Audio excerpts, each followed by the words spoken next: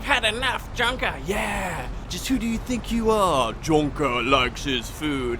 It's over, Junker. We need the food, man. No.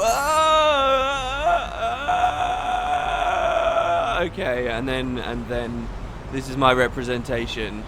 That Junker in the back corner now has been put in the corner by everyone else, and he's going to start sharing the food. Yeah, it's come to my attention, hello everyone, that apparently, and I didn't know this, I just have to hold my hands up, apparently while we are in combat, if we are starving, it does reduce the damage we do. I really just thought it was regen. And I mean, no one ever seems to mention the fact that it reduces the damage that you do online, and the description here doesn't mention anything about it, but it's totally true. So let's have a look at Loto Pafo right now. He's doing 10 to 33 and 15 to 38, which I thought felt kind of low. But if he eats his turtle steak and stops starving, now I believe being hungry is okay, it's just when you're totally starving that it's really bad. It actually bumps his damage up quite substantially, so 22 to 68 here and 23 to 62. Sandon over here, I don't know whether it must affect spell damage too, so I guess we'll start feeding Sandon as well. There you go. Junker's been put in his place. Everybody wins. This is not about because of OCD comments where people just can't stand to see the hungry icon. I really don't care for comments like that if it has no meaning mechanically. But if it actually means something for the damage, we will actually start feeding everyone. It's over, Jonker. We've lost, man. It's over. Maybe you can keep the pie. That's about it. So last episode, a couple of things. We gave the Bracelet of Tyrion to Loto Pafo. I think some of you guys are right. Yes, mathematically, he does get more benefit from the cooldowns purely. But if you consider that Jonker does so much more damage, can hit, as someone put it, near over 1,000 damage, it might be better to give him the lower cooldowns. And I think you're absolutely right, especially considering like the accuracy issues and stuff like that. So we'll do it this way. And also we had lost an arrow in the river, which I have since reclaimed. Oh, that bridge looks so pretty over there, which I have since reclaimed, so we're pretty much good to go. Let's get our torch out. Are we going to be doing the desert in the night? I guess we should. I mean, there's no real harm. And do we actually have any torches? Oh my god, are we out of torches? Did we dump loads off in the hub? That's kind of weird, actually, that we would have lost so many. All right, well, fine. We don't really need it anyway. Okay, so in we go. And I'm a little bit scared here. So yeah. Oh my god, they're both here near the entrance. And one of them's definitely seen us. Alright, we're going to try and very quickly kill these guys. And yes, we're going to get sieged by that guy in a second. There we go. Now, what they do when they siege you... Oh, move. Is, yes, their fires expand out. Okay, there's a mummy there. We're just going to try and pick off as many small mummies as possible. Fire shield would have been really awesome here. Don't we have a scroll of fire shield? Isn't fire shield this one here? Yes, okay, so fire shield, we're finally demonstrating this. I was going to use this in the pyramid, to be honest with you guys. And I was going to show you guys what it looked like because of some of those fireball traps. But ultimately, it doesn't really help because even with a fire shield, you're still going to get injured by the traps. So it's like, what's the point, really? What we're going to try and do is just move as far away into the other side as we can. I don't really want to use any potions on Tikrit here. I know that sounds crazy because he's so low, but... maybe we'll just use, we'll try and find the save crystal and regen using that. That'll probably be better. Again, because I want to keep the blood drop caps, because I do really want to start hoarding those. Here we've got some crystal flour. And yeah, our primary goal, aside from getting away from those golems just for a second or two, is to actually loot the desert. So what we're going to do is wall scrape while killing mummies. We'll try and kill this guy over here. And what we're going to try and find as we go along is actually some really cool weapons. And these weapons will help us ultimately maybe kill the golems. I don't actually want to spend the entire episode in the desert.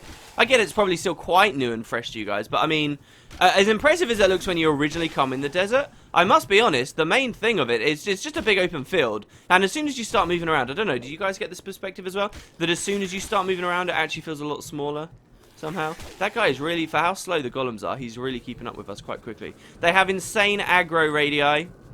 Is this where the crystal is over here? I really don't want to get boxed in with that golem near us. This is not where the crystal is. This is where some plate greaves are and an energy potion. So, plate greaves. What we'll do is we'll grab this stuff for now, and then when I actually feel safe, we'll actually start equipping it. How about that, right? Because for now, with that golem still hot on our heels, jeez, how is he so quick? Maybe it's because there's still an awful lot of mummies around and we're still sort of struggling to cut our way through them. It's nowhere near as bad as obviously when we first got in. There you go, come on. I'm sure he's right behind us. Here we just found something else and a face. that golem's not there. We can read it. He says, this one's really interesting. It says, you have been misled. Not everything is composed of 4 sides. 6 is the most powerful figure. 6? So yeah, we'd heard that 4 was strong. We were always assuming we needed 4 to get in the castle. Then we heard maybe there was a 5th, a Shrine of Balance. I mean, hell, we've only found 2 real shrines so far, and one on an island that we haven't even been able to get to yet. And now they're telling us there's 6? Oh god, I mean, it gets to the point almost a little. I was going to mention this even with the 5th shrine, the idea of the Balance Shrine. That it almost feels like it's extending the game a bit much. I don't know. Do you guys feel like that? There we go. Feel a lot less uneasy now that we've managed to get this crystal. But, you know, okay, 6. Well, we'll see. Someone's lying to us, right? Are they lying or just neglecting information? They just don't have the full picture. We'll have to see. Alright, so, since we are at the crystal, neither of the golems are particularly close. It does look like one is still following us. But let's have a look at the stuff we picked up. So here, first of all, Scaled Cloak. This gives us protection +5. Jonker doesn't care about evasion at the moment, so get rid of the Huntsman's Cloak here. Maybe we'll put the Huntsman's Cloak over on Tikrit, considering this gives him extra dex, which will buff his damage. So that's nice, and we'll have that there. Then we've also got Plate Greaves. This is protection +12. Much better than the Mirror Greaves, which we had before. So I'll equip these. His protection goes even higher now, all the way up to 55. What else did we get? And a potion, I guess. That was pretty much it. Alright. So there's another golem here. We'll go Fire Shield again. I love the icon for the Fire Shield. That's pretty cool. And let's see what else we can find out in the open field. Some of these tree trunks, I always think whenever I see one of those that we're going to find the island master who's going to put a note in it. And that's only because I think my time with video games has taught me, especially with like indie games, there's like, if they've built an animation for something, they're probably going to reuse it somewhere. And actually one of the most impressive things I found about Grimrock, and it's something that I feel you only get with indie titles, that you never really have that experience with AAAs. It's like, take this example of coming into this desert, okay? The whole game is, like, a lot of the enjoyment of this game is built on the idea that it's building up your expectations as to what the game can actually do. You, especially for people who come from Grimrock 1, you come from this very kind of narrow idea. Grimrock 1 was an incredibly fun game, but it was narrow in its scope, you know? It was just a dungeon with a few different tile sets, and you went deeper down, and there were a variety of enemies, but the mechanics remained kind of consistent, and most of it changed up through the way you leveled up. In this game, it opens and feels almost kind of the same. Yes, it impresses you. Oh, look over there. Yeah, look.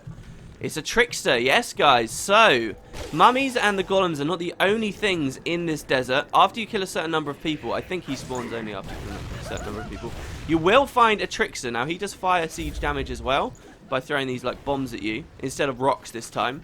And he is a real pest to kill. A real pest. Especially when you consider you can get boxed in by mummies, when the other guys, the golems, can come about. Santa needs some energy. I'm actually going to run away for a second.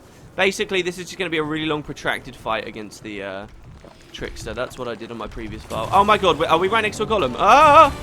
Oh god, the screen's shaking. By the way, the golems will, like, instantly kill you if you get close to them and you get hit in the wrong way. So, be careful of that. We'll move over there. So, one thing that... every time I'm impressed by Grimrock 2, it's basically... oh, they can do this, you know. Oh, there are pits, but we're not actually changing floors. Oh, you can go underwater.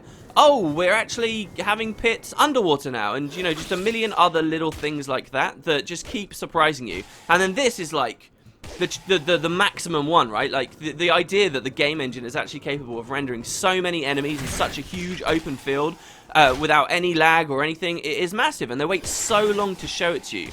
And the reason I think I say you don't really see this in AAAs is because when there's a lot of money put behind a production like this, and they realize that their engine is capable of doing something that's something kind of cool that the game can do.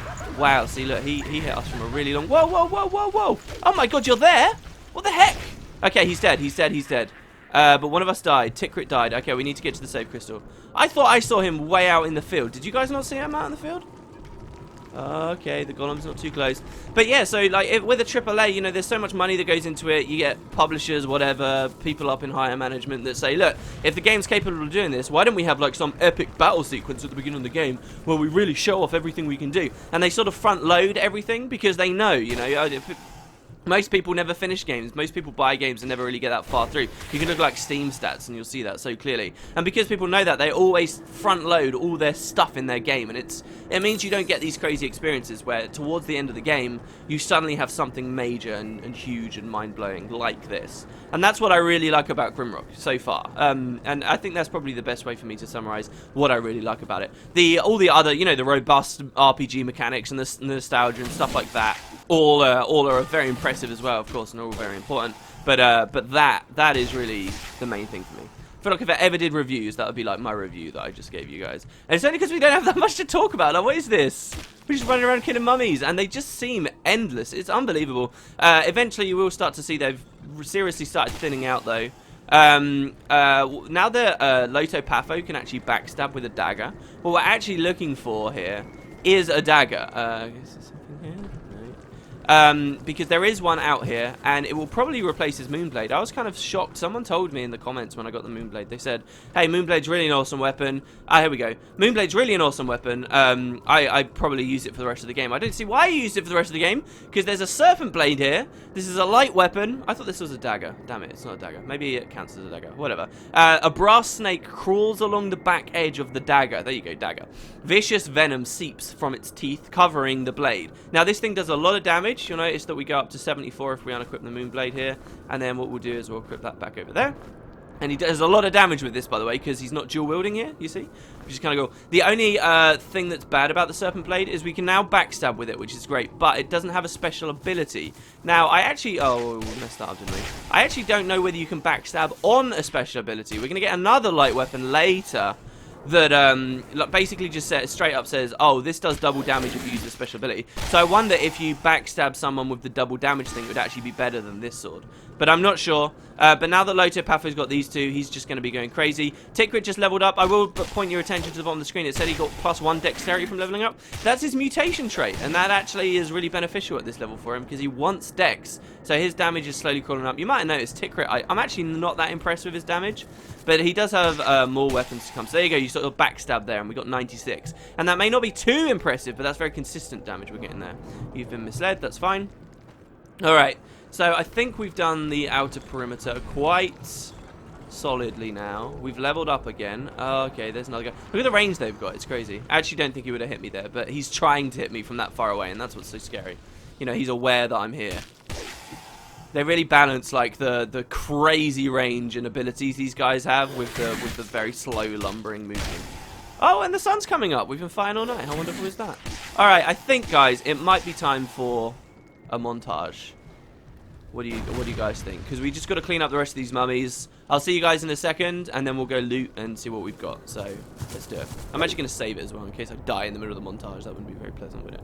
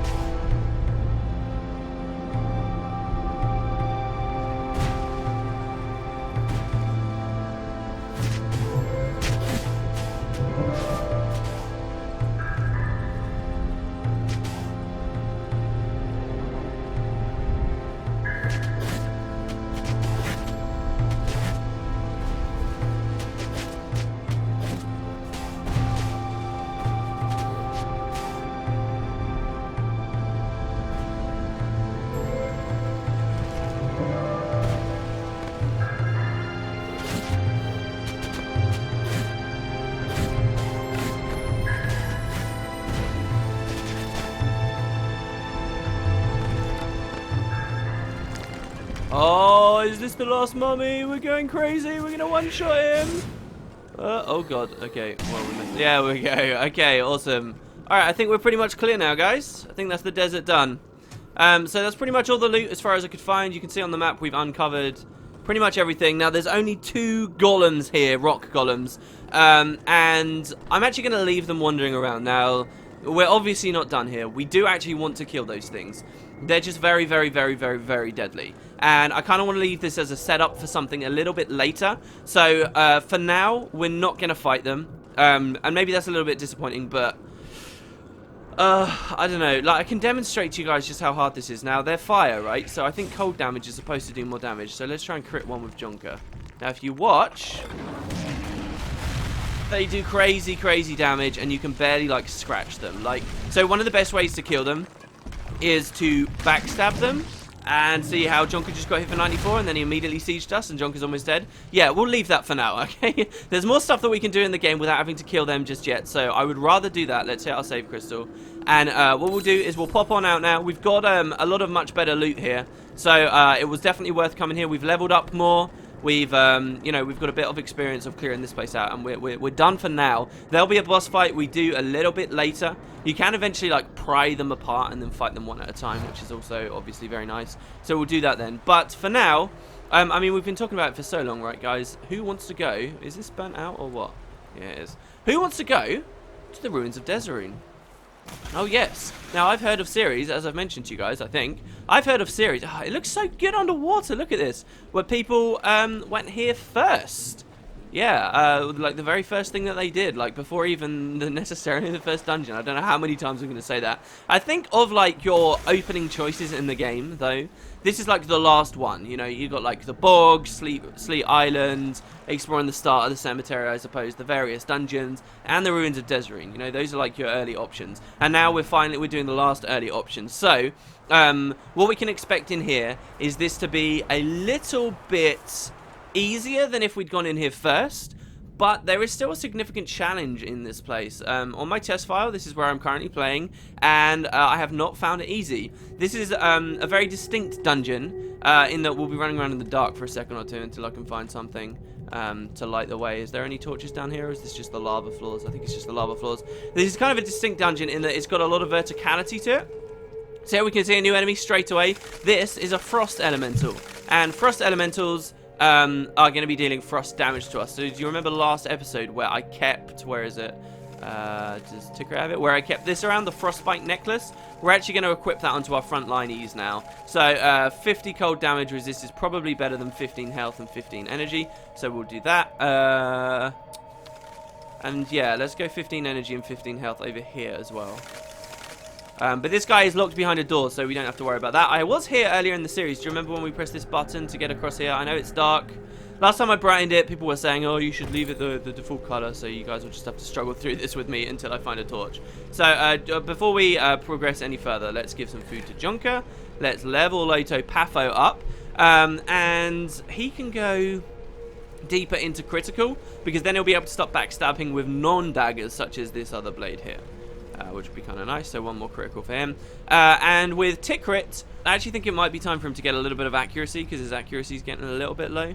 Maybe this will help bump his damage up. He's already at 25% chance to crit, so we'll do a bit of accuracy. I do want to do the alchemy, the final alchemy, and then we can start leveling with all of these crystal flowers. But we'll do that probably on his next level, I guess, is worthwhile. So here we go. This is the only way we can go. Off on the left, we had that place called... Actually, I should probably...